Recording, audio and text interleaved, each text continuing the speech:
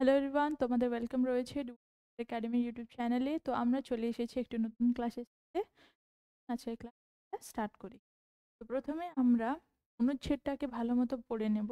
তারপর অনুচ্ছেদ হচ্ছে, শরৎ হলো সেই ঋতু যা গ্রীষ্ম ও শীতের মধ্যে আসে। তো এই প্যাসেজে আমরা শরৎ ঋতু ব্যাপারে জানতে পারবো। আর এই ঋতুটি হচ্ছে গ্রীষ্ম ও শীতের মাঝে বা মধ্যে আসে। তো আমাদের দেশ ভারতে মূলত বছরে 4টি ঋতু দেখতে পাওয়া যায়, যা হলো শীত, গ্রীষ্ম, শরৎ, বর্ষা। তো যার মধ্যে আজকে আমরা শরতের ব্যাপারে জানতে পারবো। নেক্সট লাইন, এই সুন্দর ঋতুতে অনেক পরিবর্তন ঘটে। তো শরৎ ঋতুতে আমরা অনেক পরিবর্তন দেখতে পারি আমাদের চারিপাশে। দিন ছোট হয়ে যায়। তো যখন শরৎ ঋতু হয় তখন আমরা দেখি যে দিন ছোট হয়ে যায় এবং রাত বড় হয়। গাছের পাতা সবুজ থেকে উজ্জ্বল লাল, হলুদ এবং কমলা রঙে পরিবর্তিত হয়। আর আমরা যখন মূলত দেখি যে গাছের পাতা সবুজ হয়, কিন্তু যখন শরৎ ঋতু আসে তখন শরৎ ঋতুতে গাছের পাতা সবুজ থেকে লাল, হলুদ এবং কমলা রঙে পরিবর্তিত হয়। আসলে গাছের পাতাকে সবুজ রাখতে সূর্যালোকের প্রয়োজন হয়। তো যে গাছের পাতা রয়েছে তাকে সবুজ রাখতে গাছকে কি প্রয়োজন হয়? সূর্যালোক, মানে সূর্যের যে আলো রয়েছে তার প্রয়োজন হয়। আমরা একটা প্রক্রিয়ার নাম শুনেছি, যা হচ্ছে ফটোসিনথেসিস। এই প্রক্রিয়ায় যে গাছটি রয়েছে তার পাতা সূর্যালোক গ্রহণ করে এবং সেখানে তার পাতাকে সবুজে পরিবর্তিত হয়। আর তারা সেখান থেকে তারা নিজের খাবার তৈরি করে। সূর্যালোক না পেলে পাতা ফিকে হয়ে যায়। তো সূর্যালোক যদি তারা না পায় তাহলে পাতা যেটা রয়েছে তা ফিকে হয়ে যায়। মানে সবুজ থেকে অন্য কালার, মানে হলুদ যে কালার দেখি আমরা, ওটা হচ্ছে সূর্যালোক যদি গাছ না পায় তাহলে তা হলুদ রঙে পরিবর্তিত হয়ে যায়। ঘাস আর শিশিরে ঢাকা থাকে না, বরং প্রায় প্রতিদিন সকালে তুষারে আচ্ছাদিত থাকে, কারণ তাপমাত্রা হিমাঙ্কের কাছাকাছি পৌঁছে যায়। আর আমরা যখন শীতে যখন দেখি, গরমে যখন দেখি তখন ওটা শিশিরে ঢাকা থাকে ঘাস সকালে। কিন্তু যখন শরৎ আসে তখন প্রায় প্রতিদিন সকালে যে ঘাসটি রয়েছে তার উপর আচ্ছাদিত থাকে, তুষারের দ্বারা আচ্ছাদিত থাকে, কারণ তখন তাপমাত্রা হিমাঙ্কের কাছাকাছি পৌঁছে যায়। প্রাণীরা দীর্ঘ শীতকাল কাটানোর জন্য খাদ্য সংগ্রহ করতে শুরু করে। তো যখন শরৎ আসে তার যে অন্তর দিকে, মানে শেষের দিকে, ঋতুর শেষের দিকে প্রাণীরা তাদের শীত কাটানোর জন্য যে খাবার রয়েছে, শীতের খাবার সংগ্রহ করতে শুরু করে। কারণ তারা শীতের সময় তাদের যে জায়গা রয়েছে, থাকা জায়গা, সেখান থেকে তারা বের হয় না।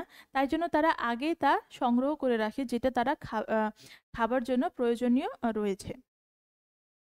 এই পরিবর্তনগুলো ঘটে যখন আমরা গ্রীষ্মের তাপ থেকে শীতের ঠান্ডার সাথে নিজেদের মানিয়ে নিই। তো এই পরিবর্তন কখন ঘটে? তো এই পরিবর্তন তখন ঘটে যখন আমরা গ্রীষ্মের যে তাপ রয়েছে তা থেকে আমরা শীতের যে ঠান্ডা রয়েছে তাকে মানিয়ে নেওয়ার জন্য এই পরিবর্তনগুলো ঘটে থাকে। তো আমরা অনুচ্ছেদটাকে ভালো মতো পড়ে নিয়েছি, এখন আমরা প্রশ্ন স্টার্ট করব। তো প্রথম প্রশ্ন হচ্ছে, শরৎ কোন দুই ঋতুর মধ্যে ঘটে? তো শরৎ কোন দুই ঋতুর মধ্যে ঘটে? তো আমরা প্যাসেজে পড়েছি, অনুচ্ছেদে পড়েছি যে শরৎ শীত এবং গ্রীষ্মের মধ্যে ঘটে। তো এখানে গ্রীষ্ম তো নেই, কিন্তু এখানে শীত রয়েছে। এখানে অপশন নাম্বার ডি হয়ে যাবে কারেক্ট অ্যান্সার। তো শরৎ ঋতু শীত এবং গ্রীষ্মের ঋতুর মধ্যে ঘটে। নেক্সট প্রশ্ন, নিম্নলিখিত পরিবর্তনগুলোর মধ্যে কোনটি শরতে ঘটতে পারে? তো আমরা যখন শরৎ ঋতু আসে তখন আমরা কি পরিবর্তন দেখি, আমাদের চারিপাশে কি পরিবর্তন দেখি? অপশনস হচ্ছে, দিন ছোট হয়ে যায়, খুব গরম হয়ে যায়, দিন বড় হয়ে যায়, বেশি সূর্যালোক পাওয়া যায়। তো এটা কারেক্ট অ্যান্সার হয়ে যাবে option number D, sorry, option number A. তো কারেক্ট অ্যান্সার হচ্ছে অপশন নাম্বার এ, দিন ছোট হয়ে যায়। যখন শরৎ ঋতু আসে তখন দিনগুলো ছোট হয়ে যায়। নেক্সট প্রশ্ন, শরতে পাতা ফিকে হয়ে যায় কেন? তো শরৎ ঋতুতে পাতা যেসব সবুজ হয় তা ফিকে হয়ে হলুদ পড়ে যায়, কারণ অপশনস হচ্ছে তারা পর্যাপ্ত অক্সিজেন পায় না, তারা পর্যাপ্ত আলো পায় না, তারা পর্যাপ্ত পানি পায় না, তারা বেশি অক্সিজেন সংরক্ষণ করে। তো এটা কারেক্ট অ্যান্সার হয়ে যাবে, তারা পর্যাপ্ত আলো পায় না। কারণ শরৎ ঋতুতে দিন ছোট হয়ে যায়, তার মানে তারা সূর্যালোক বেশি পায় না। আর যদি সূর্যালোক না পায় গাছ বা পাতা, তাহলে পাতাগুলো সবুজ থেকে তা ফিকে হয়ে যায় এবং হলুদ রঙে পরিবর্তিত হয়। নেক্সট প্রশ্ন, শরৎ শেষ হওয়ার আগে প্রাণীরা কি করতে শুরু করে? তো শরৎ শেষ হওয়ার আগে প্রাণীরা কি করতে শুরু করে? অপশনস হচ্ছে খাদ্য সংগ্রহ করা, কম খাওয়া, লোম ঝরানো, রং পরিবর্তন করা। তো যখন শরৎ ঋতু শেষ হওয়ার সময় চলে আসে, তখন প্রাণীরা তাদের শীতের জন্য খাদ্য সংগ্রহ করে। কারণ তারা শীতে তাদের বাড়ি থেকে, যেখানে তারা থাকে সেখান থেকে তারা বের হয় না, তারা সেখানে থেকে সে পুরো শীতটাকে কাটিয়ে দেয়, তার জন্য তাদের খাদ্য সংগ্রহ করে রাখে। নেক্সট প্রশ্ন, কম্বল শব্দের আরেকটি প্রতিশব্দ কি? তো এখানে কম্বল শব্দের প্রতিশব্দ কি বলা জিজ্ঞাসা করা হয়েছে। অপশনস হচ্ছে গাছের তৈরি, আবৃত, ঢাকা, বেড়ে ওঠা।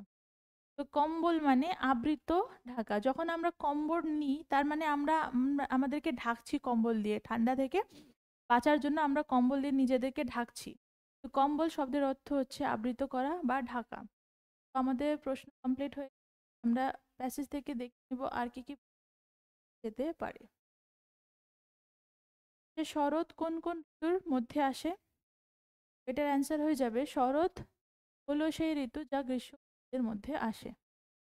এই ঋতুতে কি কি পরিবর্তন ঘটে? একটা প্রশ্ন হবে, এটা হয়ে যাবে এই সুন্দর ঋতুতে অনেক পরিবর্তন ঘটে, দিন ছোট হয়ে যায়। ঋতুতে ছোট হয়ে যায়, রাত বড় হয়। নেক্সট প্রশ্ন, শরৎ ঋতুতে গাছের যে পাতা রয়েছে তা সবুজ থেকে কিসে পরিবর্তিত হয়? তো গাছের পাতা সবুজ থেকে উজ্জ্বল লাল, হলুদ, কমলা রঙে পরিবর্তিত হয়।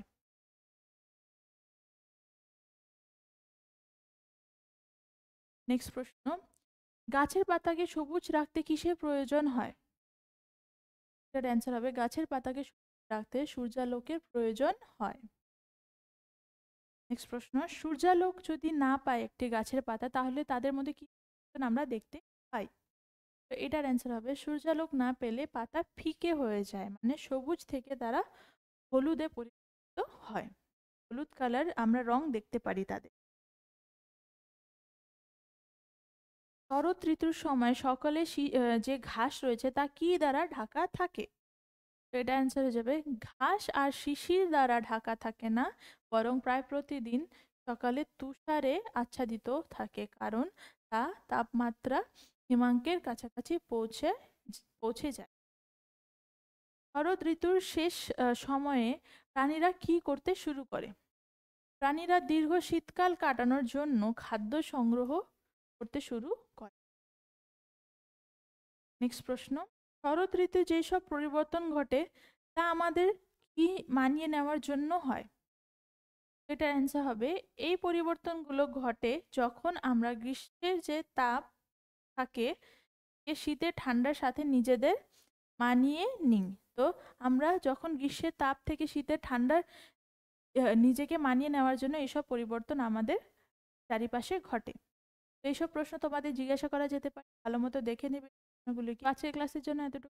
আমাদের আজকের ক্লাস ভালো তাহলে নিশ্চয়ই ডুয়ার্স পড়ের একাডেমি ইউটিউব চ্যানেলকে লাইক শেয়ার সাবস্ক্রাইব করবে।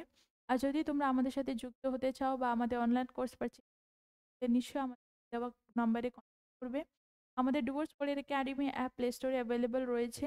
যদি তোমরা আমাদের সাথে যুক্ত হও তাহলে তোমরা এই অ্যাপে পেয়ে যাবে লাইভ ক্লাস, মক টেস্ট আর রেকর্ডেড ক্লাসেস। যদি তোমরা ইন্টারেস্টেড হয়ে থাকো তাহলে নিশ্চয়ই আমাদের কন্ট্যাক্ট করবে। দেখা হচ্ছে নেক্সট ক্লাসে। Thank you.